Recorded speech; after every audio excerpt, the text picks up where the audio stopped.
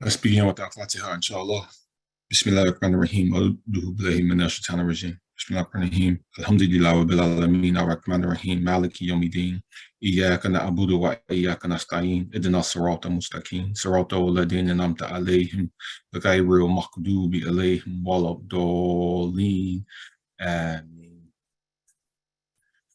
Assalamu alaikum, dear believers.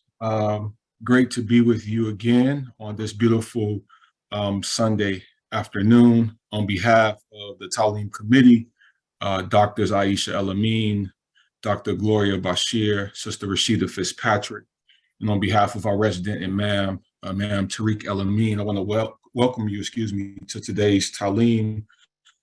Today is going to be a continuation or part two of the presentation that we started last week, entitled Erasure, the movement to eliminate the teaching of African-American history and culture from our schools. Again, very grateful to be able to continue this important topic with you. The plan today is pretty simple. I'm going to provide a quick review of what we discussed last week. And then we're going to spend some time today detailing possible responses to this really challenging dilemma. Again, I said responses to this dilemma and not solutions to the problem, because this problem is much too complex and quite frankly too dirty for us to land on one specific solution. I'm not quite sure that this problem has a solution, but I know that there are myriad ways that we can respond to the reality of the situation that we are faced with. So I'm going to go ahead and share my screen now with you. What I would like to do is to reserve the last maybe 20 minutes or so, 15, 20 minutes of today's Talem to open it up for questions and discussions. And when I review and reflect on last week, I wish I had left just a little bit more time for folks to engage in some dialogue about this topic. And so inshallah, we're going to do a better job of reserving that time at the end of our time together today. Okay, so let's go ahead and just quickly review, what we discussed. The last time we were together, we talked about the importance of African-American history within the context of the broader topic of American history, and that one of the many purposes of education is to develop a student's critical consciousness. In other words, we want to ensure that they understand the world around them, that they understand the political, the social, and the economic factors that shape their existence. All right. We also know that it's important that as educators that we are developing a student's cultural competence. And by that, we mean their ability to better understand cultures and ethnicities and ways of thinking and ways of living that are different from theirs, but that they develop a respect for those other cultures, and that we build their capacity to be able to interact with others who may be different from them. It's also important that we are developing a young person's sense of self and knowledge of self. And that's tremendously important when we think about the context of this conversation, because essentially what's happening is, as we erase the history of African Americans and the African American experience from our schools, are greatly constrained what can be taught and how it's taught. Essentially what we are doing is we are robbing African American students in particular of that knowledge of self, their history, their culture, their traditions, the celebrations, their contributions, et cetera. And so we wanted to be particularly mindful of the attack on African American history and the desire of some to remove it at worst, to sanitize it at best. And so we spent some time last week kind of detailing some of the methodologies that's being used in order to do that. One of the things we discussed was, somewhat around 44 states have introduced approximately 137, 140 bills, if you will, since January of 2021, that's aimed at limiting what can be taught in schools. And again, this isn't just limited to African American history, although a big part of it, right, are the limitations that's being placed on educators, principals, teachers, et cetera, on what they can actually teach and what students can be exposed to in school. But it's not just African American history, it's really racial relations in the United States more broadly. And obviously, issues around sexual identity, gender identity, orientation, and those kinds of things are also being attacked, as well as part of this movement to sanitize the school experience. A large part of the justification for these attacks rest upon this desire, or at least the stated desire, to free students from what a lot of conservatives are calling indoctrination. This idea that if we expose students to content that could be in some ways disturbing, might make them feel uncomfortable, or content that's different from how they live, that is in fact indoctrinating them. We know that the term woke has been batted around quite frequently in this conversation, that a lot of what's been taught in school has been racialized and politicized. And so, in certain communities, woke is a very bad word. And so when you say, we need to come together and take over our schools because we don't want to produce students who are woke, we know that has connotations and connotes a certain type of response. And so, that is one of the justifications that's being used. And they realize that that they can use that language, indoctrination, wokeness, et cetera. They can use that language to galvanize individuals who really aren't concerned with indoctrination. What they are concerned with, though, is maintaining white supremacy and white superiority, and are willing to do what is ever necessary to ensure that people of color, particularly African Americans, remain in the position of subjugation and oppression. And again, one of the ways to do that is to control and greatly monitor what they are being taught and what they are being exposed to. We know that there's great power and liberation in education. And again, I don't want to go back down this rabbit hole too deeply, but we know that African Americans were the only race of people by which the ability to read, to become literate, was considered illegal. So we know that there is, from the standpoint of maintaining a sense of superiority, there's great benefit to ensuring that you have control over the reins of what's being taught and how folks are being educated in schools. We also know that there's a desire to ensure that white students in particular are not in classrooms where content is being shared that might make them feel uncomfortable. And so in the legislation in Georgia, for example, they define this concept called divisive concepts. In other words, anything that makes a student feel uncomfortable, that might make them feel like their people have done something wrong, that they might be benefiting, from the oppression of a group of people. Anything that sort of communicates that that's a possibility is considered off limits, right? And so this is a concrete example of a piece of legislation that actually passed that is impacting the manner in which students are being educated. And it's also important that we recognize that Black students alone don't benefit from teaching of African American history, that all students benefit from the teaching of African American history, the teaching of American history that is comprehensive and includes the good and the bad, right, and the ugly.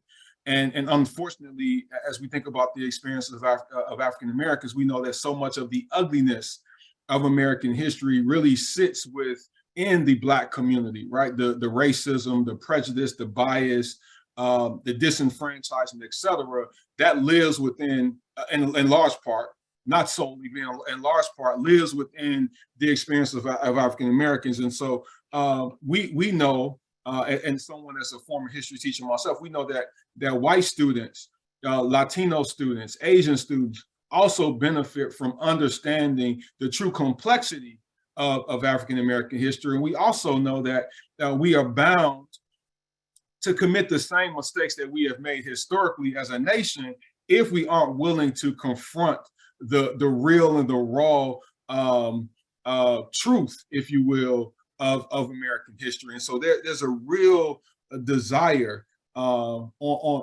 my perspective, but also I think other educators, and hopefully most of you here, to really push back and confront these individuals and these organizations that have initiated this movement, again, to sanitize American history, something that's been going on for a long time. We're starting to pay attention to it now, but the reality is this isn't a new phenomenon. This is something that we should have been fighting against, and many of us have been fighting against for many, many years.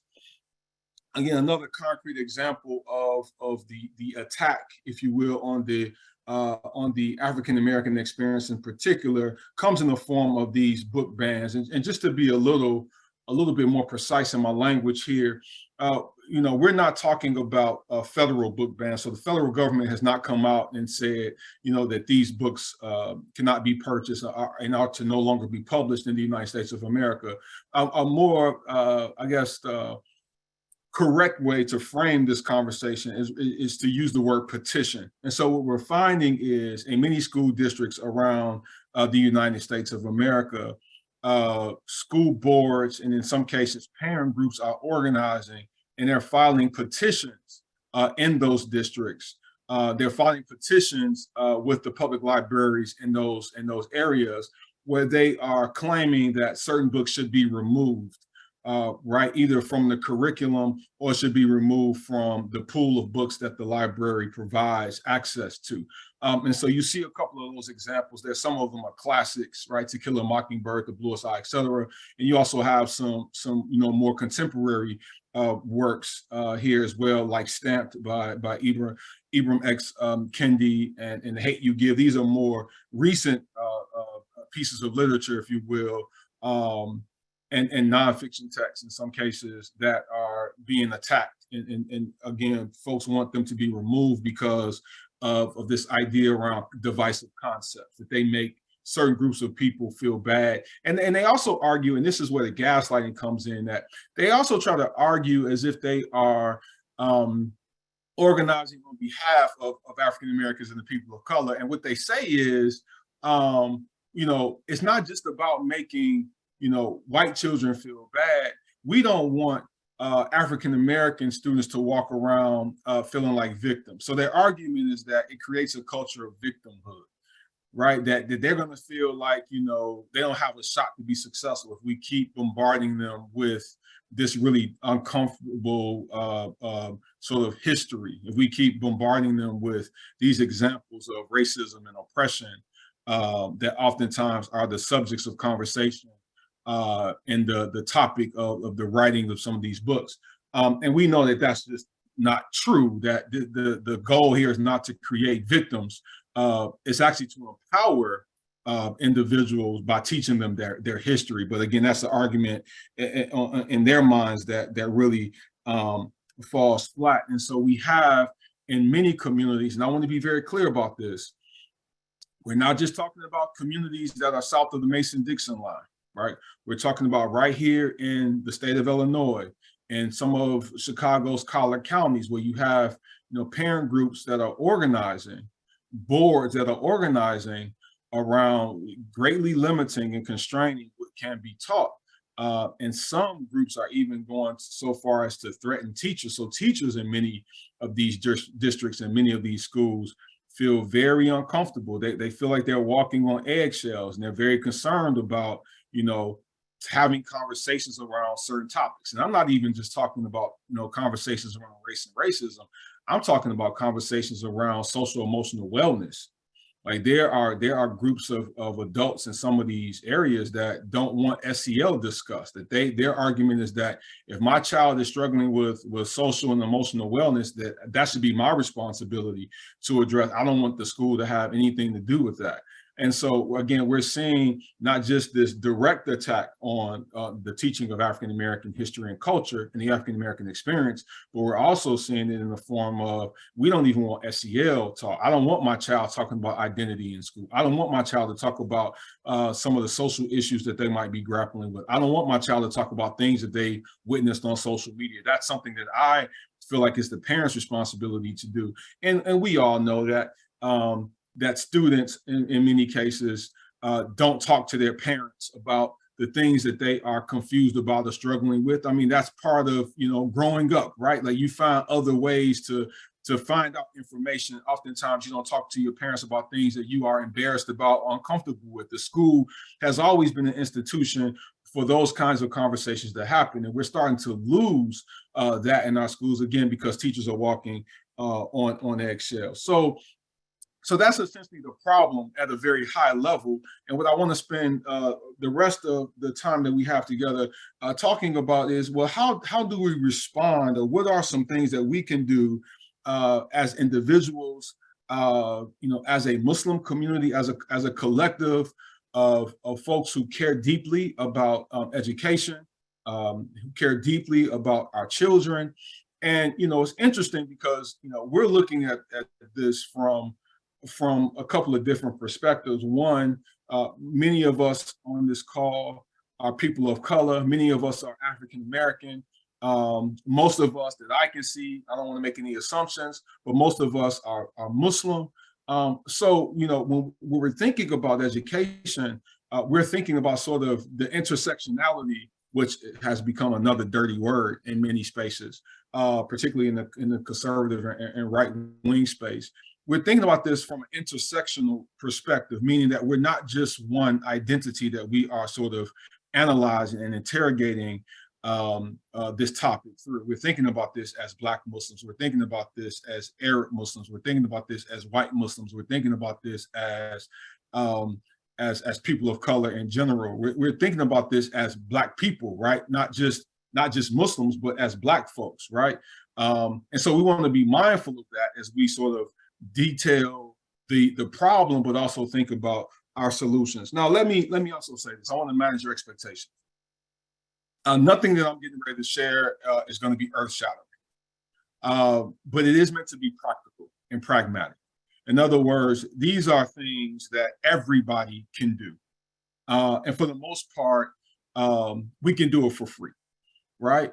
It just takes a little bit of commitment in terms of time, and commitment in terms of our dedication to making sure that this issue that we have been talking about doesn't become more pervasive in the United States, and certainly that it doesn't impact our children and our families in consequential ways.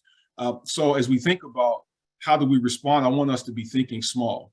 I had a mentor tell me a long time ago, and I was expressing some frustration around a school that I was running and not seeing the kind of improvement that I wanted to see. And his response was, "You're thinking too big." Right? I've always, fashioned myself a bit of a visionary. And he said sometimes visionaries fall into the trap of thinking too big, meaning that you're thinking so big that you can't even figure out what the next right step is. And so in the context of this conversation, I don't want anyone to be thinking of themselves as a visionary. I want you to be thinking of yourself as a practitioner and thinking about that next step that I can take tomorrow that will help contribute to the fight against these individuals who are seeking to, again, greatly eliminate our contributions and our experiences and our reality, quite frankly, in this country. So the first suggestion that I'm going to make is that we start buying banned books. Now, I said it was mostly free. I didn't say it was all the way free, right? Find those books that are being banned. Find those books that folks are writing petitions to remove from schools, to remove from libraries. Get your hands on them, and if appropriate, read them with your children. Right? That's one thing that we can do right away, is that we can take control over the access to literature and text that we have in our homes and in our schools. I happened to be on the campus of Vanderbilt University just a couple of weeks ago, and I went to the university library, and I was quite surprised, and quite frankly, I was pleased that they actually have a banned book section. Right? There's a section in their library that has collections of banned books for purchase. Right? Again, that's an opportunity to say, no, these aren't books that need to be banned. These are books that need to be embraced. for a variety of different reasons. And so one of the things that we can start to do immediately is to build our own collections of the so-called banned books. And they want to ban books, was it Fahrenheit 411? I can't think of the name of it. I think it's Fahrenheit 411 or 911. I can't think of the exact title of the book, but it's actually a book about book burning, right? And it's unfortunate that those types of books are being banned. Again, I mentioned The Bluest Eye. They want to ban Song of Solomon. They want to ban Black Boy about Richard Wright. There's a bunch of books that really are not just African American history books or African American literature. It's American literature that everybody benefits from reading. And so one thing that we can do immediately is we can start buying those banned books and create our own collections of those books to make sure that if they ever go out of publication, if publishing houses ever decide that we're no longer going to publish these books because of all of the backlash that we're receiving, we have our own collections of those books that we don't need these publishing houses to continue to produce them. We want them to, but we will never lose the value of those books because we aren't protecting them, right, from attack. The second thing we do, and I told you all to again think small here, is we need to start asking questions, right? So those of us who are parents of children who are still attending public schools, those of you who are grandparents, we have to start asking questions of the entities that are responsible for the education of our students. I've been in education for over 20 years. I've spent my entire professional life somehow connected to the schoolhouse. It was, I knew I wanted to be a teacher from a very early age. And in all my years of education, I can't think of one example, and I've really done some reflecting on this. I can't think of one example of a parent or a family member questioning me either as a teacher or as a principal about what it was that we were teaching their child. Now think about that for a second. Now, one time can I recall, and I've been in education almost 25 years now, getting old. I can't think of one example of a parent or family member questioning what we were teaching their child or how we were teaching it. As a matter of fact, I guarantee you, if you want to do a social science experiment this week, simply go to your child's school or go to the school that serves your community and pose that question. What are you teaching and why are you teaching it? Ask those two questions. And I just want you to look at the faces of those that you'll be talking to. They'll be shocked that you're even asking the question because so few parents, so few family members question what's being taught. So we've sort of given our schools that serve our children a pass. Like they never have to feel any pressure that we're going to call into question the manner in which you're teaching my child or what you're teaching them. Now, we spend a lot of time at schools asking questions around disciplinary policies. Why did my child get suspended? Right? We ask those types of questions, but when it comes down to the knowledge that schools are imparting on our students, we very seldom pose any kind of challenges. And that's interesting when you think about how we as a people have been distrustful historically of public institutions. But when it comes to the schools, we willingly give our children up and say, essentially, educate my child however you see fit. And as long as they are safe from physical violence, I'm not going to ask any questions. The problem is we are then not acknowledging the emotional and the intellectual violence that our students are sometimes victims of, right? We are acknowledging the intellectual and emotional violence that our children in our schools are sometimes victims of. And so we owe it to ourselves. Again, let's think small here. Let's think practical here. We owe it to ourselves to start to ask questions, right? Are we asking questions of the schools in our neighborhoods and the schools in our community? How are you being impacted by some of the legislation that's being introduced to greatly constrain what is being taught? Now, it is a requirement in the state of Illinois to teach African American history, but very few schools are doing it correctly. right? And the reason for that is because teachers are street level bureaucrats. That's not my term. That's a term coined by Michael Lipsky back in 1969, who said, look, ultimately, implementation of any policy comes down to those who implement it. So it really doesn't matter, even if there's a policy saying you must teach African American history, if teachers aren't implementing it, then it's not going to happen. I'm sure that the police departments across the nation have policies that say do not commit police brutality, yet brutality persists because police officers are street level bureaucrats, and they make the ultimate decision at the street level as to whether or not to implement a policy. I say all that to say that we cannot trust that what is happening in our schools is what's best for our children. And I'm saying that as an educator. I'm saying that as someone who has been in education, again, for the entirety of my professional life. I started teaching at the age of 20, 21 years old, right? So I'm saying it to someone who spent his life inside of schools. And I am imploring you to be more mindful of getting involved in what's happening and asking questions about what's happening in schools, because we can no longer just assume best intent.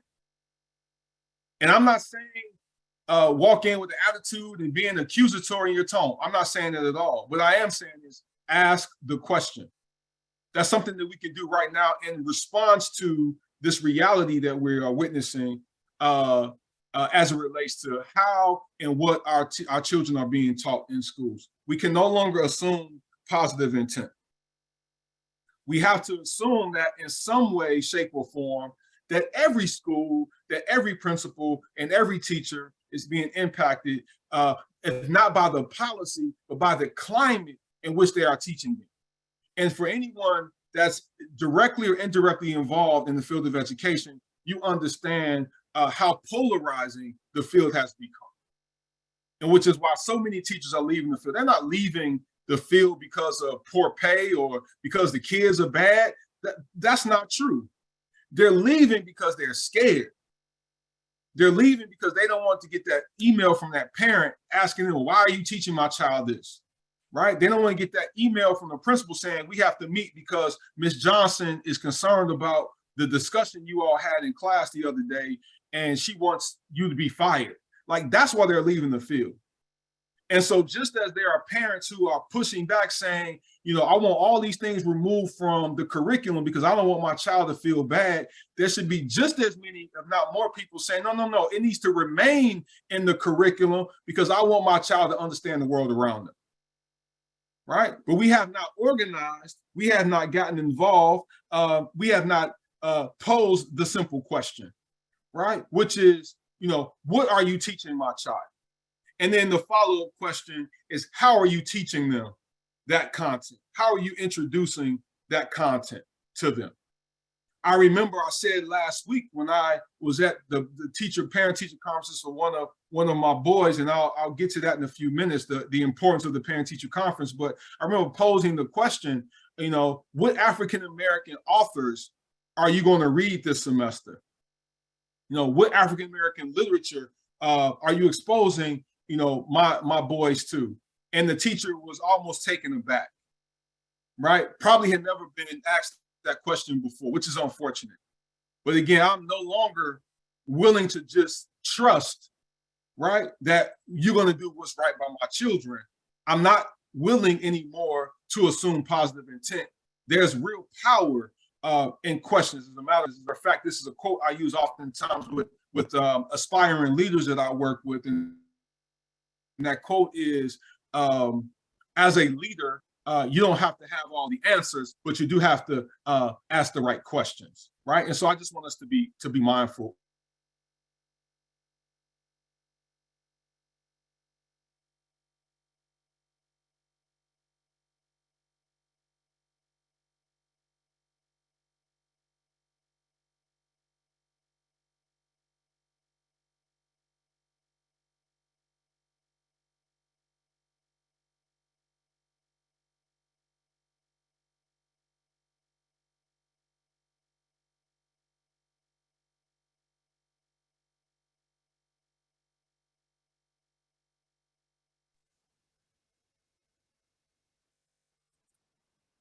Dr. Lionel is having some computer issues.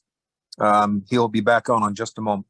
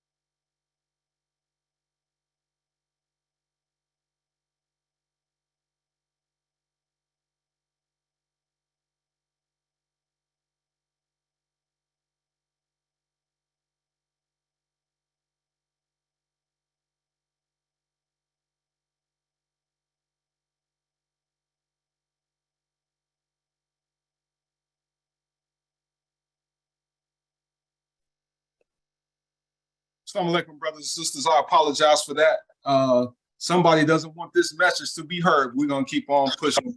I appreciate your patience with me as I dealt with the issue of my computer wanting to update in the middle of my presentation. So I apologize for that, but inshallah, we won't deal with any more technical issues. All right, so I left off by saying that, you know, as leaders, and we are all leaders in our respective households and our community, and it's important that as leaders that we hold ourselves accountable to asking the right questions. Again, so the point here was that do not entrust that the schools are going to always act in the best interest of your children. And so I want to move on now to my next point, which is, and again, really important but oftentimes gets overlooked. And that is check on your child's homework, right? Let's take a look at the homework assignments that teachers are tasking them with. Now, you might be asking, well, how does this connect to this broader conversation around restraining what is being taught in schools? And it applies directly because the types of tasks that your child's teacher assigns is a direct reflection on what that teacher values in the classroom, the skills, the content, and the dispositions that they want to impart upon your child. And if you are not aware of what's being taught, if you're not aware of the types of assignments that they are being tasked with, then it's very difficult for you to be able to protect the intellectual well-being of your child, right? And to advocate for them when you notice that something is going wrong. And I'll give you a prime example. True story.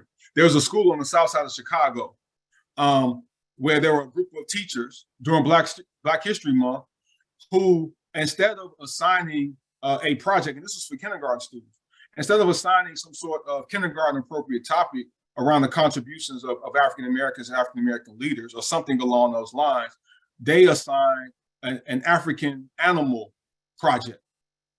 And they did so in honor of Black History Month, right? Now, parents doing their due diligence saw that that was the assignment, complained, and there was a big conflamarama around it, and people got involved and leaders got involved, et cetera, et cetera. But again, had those parents not been paying attention to what their children were doing for homework, right, then that would have happened and it would have been okay in the minds of those teachers, and they probably would have done it again. Again, we can't address the issues that's impacting our children if we aren't in tune to what it is that they are doing. So we need to be paying attention to what are our children reading in school? What are they being assigned, right? How are they being evaluated and assessed on those assignments? Again, we want to think small here because the fight against what's happening, right, it's going to happen in the homes that we live in. That's where the battles are going to be fought and won. That's how we're going to gather our intelligence, gather the data and information that we need to better understand what it is that we are fighting against, right? So again, check your child's homework. And if you don't have children, remind your friends and your family members that the act of checking homework is in fact revolutionary because so many parents don't do it. So many parents check out. I got too much going on. I got to work. I'm stressed. I can't look at the homework. I trust that, the school's going to do right. We can't make those assumptions. We can't just, you got to let people earn your trust. You can't just give it away, right? And so we want to make sure that we're paying close attention to what it is our children are being tasked with. The next thing I want to talk about is the importance of the parent-teacher conference. Again, this is another way to be closely in tune to what's happening in your child's school. You might want to ask the teacher, Mr. So-and-so or Miss So-and-so, tell me how you are being impacted by this political climate. Tell me how you are being impacted by the legislation that's being passed, that's being signed across the United States of America. Do you feel comfortable teaching those things that need to be taught? Do you feel comfortable teaching African American history? Are there resources that you need? Right? If you aren't going to parent-teacher conferences and again, asking the right questions, then you won't know what's happening in your child's school. And again, if you don't have children, pass the message on to someone else who does. Because all of us know somebody. We have grandparents who are raising kids.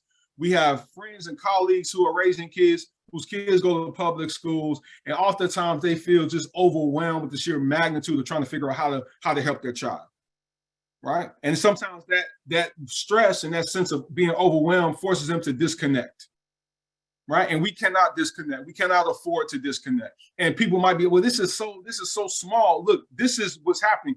This is how the movement to move against the teaching of African American history and culture in our schools, that's how they're winning. Because they're at school every day. Those parents are going to parent-teacher conferences. Like they're heavily involved in what's happening, right? They're heavily involved. They're at the board meetings. They're reading their prepared 2-minute statements. They're having conversations with the principal. They're sending 5-page emails to the principal about how they don't want certain things taught. Meanwhile, the kids that are really being impacted by it, their parents, their caregivers aren't involved hardly at all.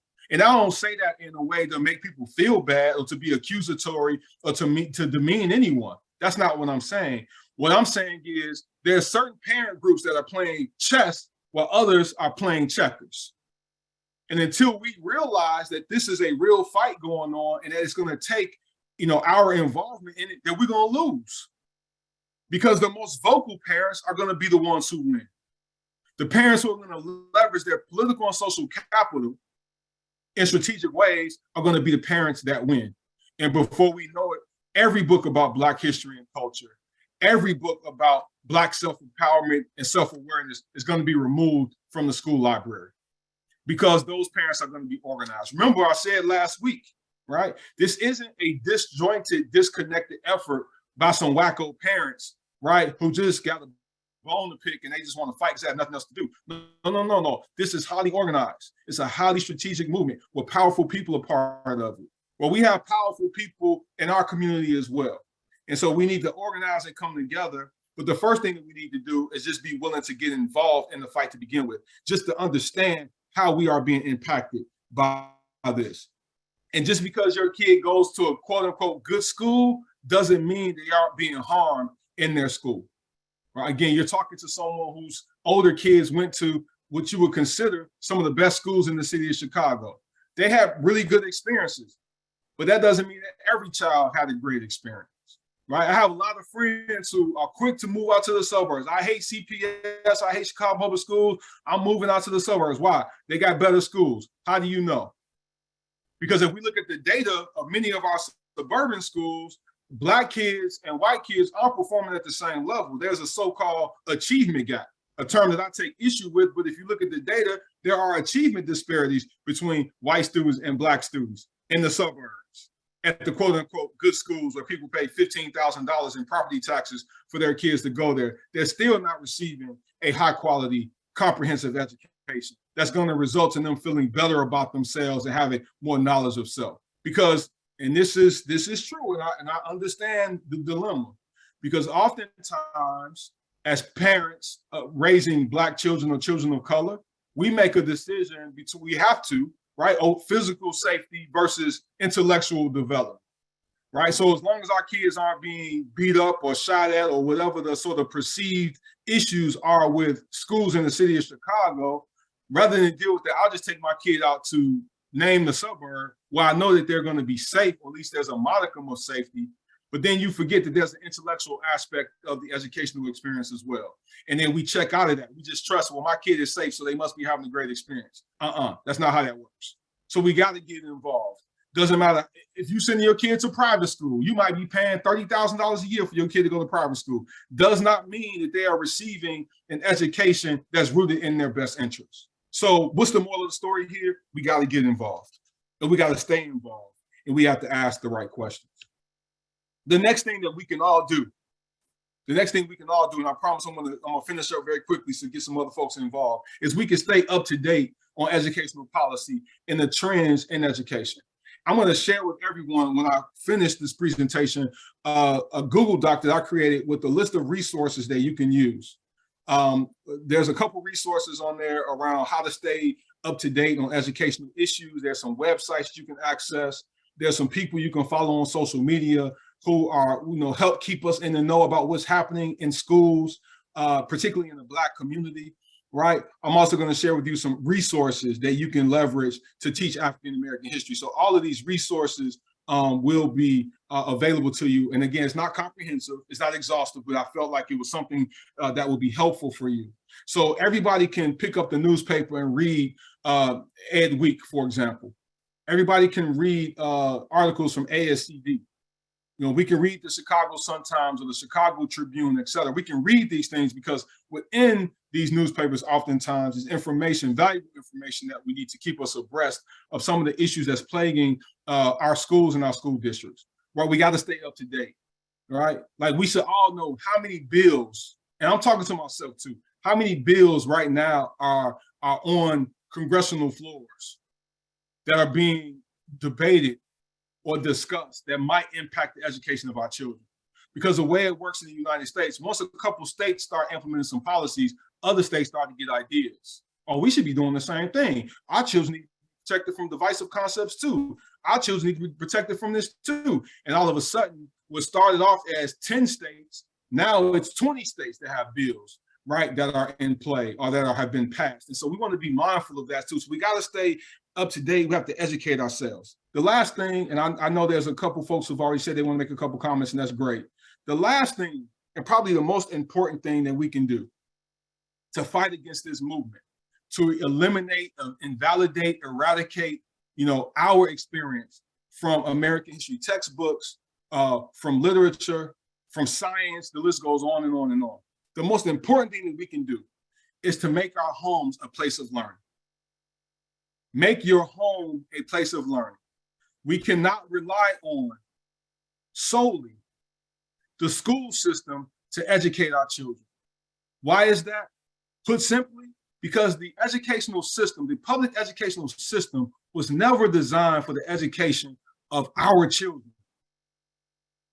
It was not designed for our children, right? And so when our kids started to attend public schools, it probably, in some ways, did more harm than good. And I'll just mention this to you real quick. There's a book, a great book out. It's called, I might have mentioned this last week. It's called Learning in the Burning House. It's by Sonia Douglas. And she's interviewing a woman who fought for the desegregation of schools in the South. She was one of those parents that organized other parents that made it possible for the Supreme Court to hear the Brown versus Board of Education case. And we know the implications of that. Schools were declared, we cannot have segregated schools, et cetera, et cetera. Schools had to be integrated.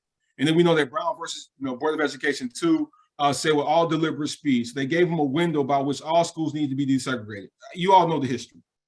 They interviewed this young lady and she said, tell me your thoughts on the movement to integrate or to desegregate schools.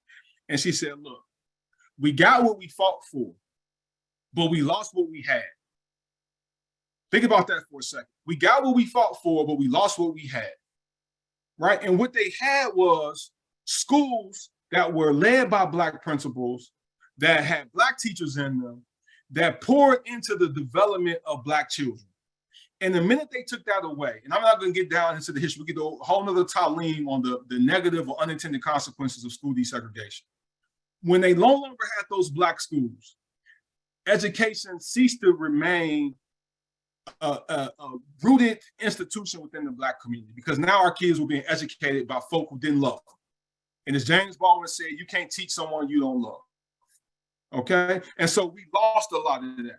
And so we can no longer say, look, our kids are going to be all good in schools. No. Your home has to be the place where they are having their education supplemented. You got to have libraries in your home where you are exposing your children to the literature that they need to be exposed to. We got to be having conversations about what's happening in the world because they're not getting it at school. Our children, in large part, and again, this is coming from an educator, and I'll say this, and I know this is being recorded, and I might get in trouble, but in large part, our children are being miseducated in our schools. And that's the harsh reality of it. And we've known this for a long time. And so what's our response to that? Well, look, everybody can't homeschool their child. Everybody can't do that, right? So then what do? Well, that doesn't mean that you cannot establish your home as a center of learning, where you're talking about these topics at the dinner table, where you're telling them to shut off the social media, let's get a book, let's read it together, let's talk about it. Let's read books about African-American history. Let's watch Eyes on the Prize. Do our children know who Emmett Till is? Right? Do they know the other speeches of Martin Luther King Jr. that they don't tell us about in school? Do they know about Malcolm X? Or do they see him as sort of a one-sided, one-dimensional figure? Do they understand the complexity of our dear brother Malcolm? Like, do they know these things? No, they don't, because they're not learning it in schools. The only way they're going to have even a chance of learning it is if you teach them in your own household. The last thing I'll say is this. I promise I'm going to open it up. I'm going to put the link to the document in the chat, and then I'll open it up for final comments and questions. Dr. Kunjufu, Jawanza Kunjufu, who's written many, many books about the education of Black boys, he wrote the preface to one of the latest versions of Carter G. Woodson's Miseducation of a Negro. And this is what he said. And I'm gonna probably mess the quote up a little bit, but the essence of it is this: that the African American people are the only race of people that have allowed their oppressors or those who benefit from their oppression to educate their children. Right? We are the only race of people that have allowed our oppressors or those who benefit from our oppression to educate our children. And we wonder why our schools are such hostile places for Black kids and Latino kids too. We can't walk around like, well, we don't understand why our kids aren't getting it. No, we understand why. Are we willing to do something about it? Are we willing to confront the fact that we are having entrusted the education of our children to people who, in large part, don't love our children? So it doesn't matter what the policy says. Our children have never gotten a fair shot at scale in schools. We got generations. You know, you got uncles and cousins who say they hated school. My father used to say he went in school through the front door and went out the back door because he never felt comfortable in school. Generations of our people have been miseducated, and we still willing to trust that they're going to get it right, they're going to do right by our kids? We can't trust that anymore. Are places getting it right? Absolutely. Are there white educators who are great educators who love on our kids and lift them up? Absolutely. I had a couple of them, for sure. They are out there. So this isn't an all or nothing proposition. That's not what I'm saying. What I am saying is we got to stop being so trustful, or trusting, excuse me, of a system that was never designed for our benefit to begin with. All right, I'm done. I'm sorry that I went longer. The technical difficulties kind of threw me off a little bit. I want to bring in Brother Clyde, who I've talked to about a lot of this stuff, who, you know, I hope it's okay, Brother Clyde, I'll call you an elder. You're elder to me. I look up to you, brother. I would love for you to have some comments or questions or, you know, add to the discussion. And Brother Bashir as well. And then Imam Tariq, I see your hand is up as well. So please take yourself off mute and join the conversation. Imam Tariq, go ahead, brother. I see your hand is up. And then we'll go to Brother. I'll go after Brother Clyde and Brother Bashir. I don't think my is my speaker working? It's working. We hear you just okay, fine. cool. I was ready to come in by way of the cell phone in case it wasn't. It didn't work on an earlier one. I don't know, brother. You kind of on full as far as I'm concerned. There's a whole lot more for me to say. I will echo something that I think is really important. It's a very, very, very nuanced argument. Very, very nuanced, and taken in the wrong direction, it can do harm. I know we don't intend for it to do harm. We have to find that middle ground, or that appropriate ground, that appropriate place between what we had when schools were segregated, and we had to teach our children, and what we can have now, what we can produce now, with intention. That's right.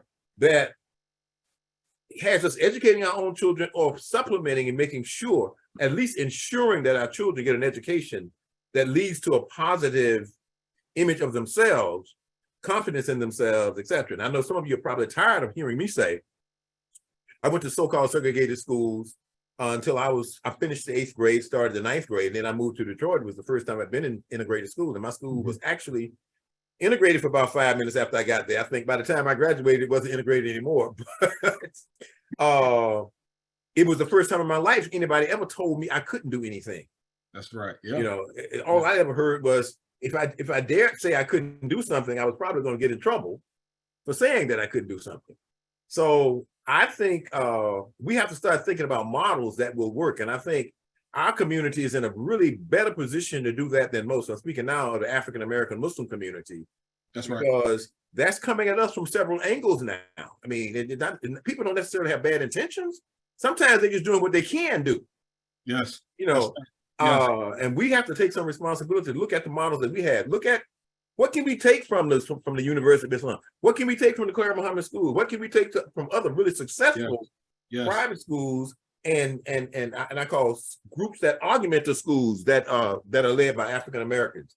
That's right. and how we can implement those. I think we have to understand that whether we want to be or not, if you are in the Muslim community, you're African American Muslim, you're a Muslim in the Muslim community, period. You are the vanguard, whether you sign up to be the vanguard or not. Well said. Thank you, Brother Clyde. Brother Bashir? Yes, assalamu alaikum. Walaikum salam. Yeah, this is a topic here that takes a lot of discussion. But what came to my mind, we're talking about education. Yes. Black education, African American education. It's education. Now, education too is universal. And we as a community of Muslim communities, and especially this community, raised up under the leadership of the Honorable Elijah Muhammad and Imam Muwakkil Muhammad. Imam sensitized, this issue, Black education, and we say Black, it's talk about racism. Anytime that word comes in there, the sensitivities in this society is raised up. So I caution us when we're talking about this, that we are aware of the emotions in the society with these words, with this language, and how we approach it. So that, this discrimination is not only been discrimination on African Americans, but these other people who are now in the Caucasian community that may be we're getting backlash from. The Italians who were discriminated against, the Irish who were discriminated against, the Polish who were discriminated against. I think we have to, in addressing this issue, be broader so they don't see what we're trying to do is just being Black, or trying to push ourselves up, push them down, or eliminate them. It's broader than that. The issue is broader than that. The issue is broader than Black. And we as Muslims, we have to go to the Quran and the life of Prophet Muhammad sallallahu alaihi wasallam when we're formulating these arguments or these strategies in these issues. That's what I wanted to caution us to. And Imam, when he came into office, said the winds of emotion will not blow the curtains of this house. Now, this house too, this America that we live in, when we approach these issues, we should approach them where the emotion, we have to be aware, because it's a sensitive issue. And we're talking about education now. That's right. Right. So they will understand. We're not just promoting ourselves. This is a bigger issue than that. And our issue is in that issue, their issue is in our issue. Excellent.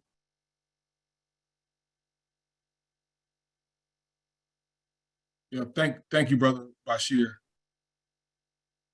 Brother Imam. Thank you, Dr. Lionel. Assalamu alaikum, everybody. I will try to be really quick. Thank you so much for a wonderful presentation. Though you said there would be nothing that was groundbreaking shared, it was absolutely substantive and wonderful to be reminded of, how substantive change can really follow the implementation of simple. That's right. Simple steps. That's right. So I would add on, just in terms of the miseducation that is taking place, within the school systems, public and private, is that what we have been blessed with is that we have been given, as Muslims, as people of the book, referring to the Quran, is that we have been given an example that allows us to stretch our thinking, to go beyond the systems that utilize education for furtherance of division. So Allah directs our attention towards the creation itself, outside of the systems, right? Where we're able to see these higher principles, and also able to see the result of our declaration of faith, which is our humanity. So we use words like Black, white, but these are within the system. What we're really talking about is a culture we're talking about our culture, and that we have used Black to represent. That's right. You know, that's what we use to represent our history. But we're talking about culture, respecting the culture of a particular people, and also recognizing that the purpose of education, or the lack thereof of that education, has been to solidify a particular space for us in society. That's right. That has been towards our detriment. I want to close by saying, man, like was mentioned before, there's so much that we could talk about. Mm-hmm. I would say it's important for us to remember also, in addition to the steps that you laid out, Yep. is to see education beyond the school walls, That's it. even beyond our homes, and also to realize that we can utilize the social media space, Mm-hmm. which is a tremendously powerful space, to educate, to give information that most folks will never see inside of the school walls, and really to pull people out of the box, and to really bring us into a space of understanding the universal struggle that we have to secure our agency and our space, in societies, multiple societies around the world right now. Because there's a movement going on right now. If folks are paying attention to what's going on in Africa right now, you would see that our common struggle and interest are starting to align and intersect in ways that they have not since the early late 50s and early 60s. So thank you again for the wonderful presentation. Assalamu alaikum. Wa alaikum salam. And thank you, brother and ma'am, for granting me this forum to be able to share. I want to just add on to something that you mentioned. And to Brother Bashir's point as well, this is bigger than just black and white, right? This isn't about trying to elevate, for example, African-American people over anyone else. In my mind, it's a fight for humanity. So I've often said, when I'm talking to schools, I'm talking to school leaders and school groups, I don't subscribe to this idea of the achievement gap. And for those who aren't aware, the achievement gap is essentially, the way we frame achievement disparities between Black children and their peers, right? Most of the time we're talking about the achievement gap, we're talking about the differences in performance between Black and white kids. I don't subscribe to that way of thinking. I know that there is an opportunity gap, that's real. But what we have in our schools, and most schools, is a humanity gap. And what I mean by that is those that are entrusted to educate African-American and Latino students, or any student that doesn't fit in the sort of white, middle-class Christian box. Educators often struggle to acknowledge their inherent humanity because they are culturally so different, right? They can't see the humanity in every child. And that's why we have school resource officers who are body slamming kids in schools, right?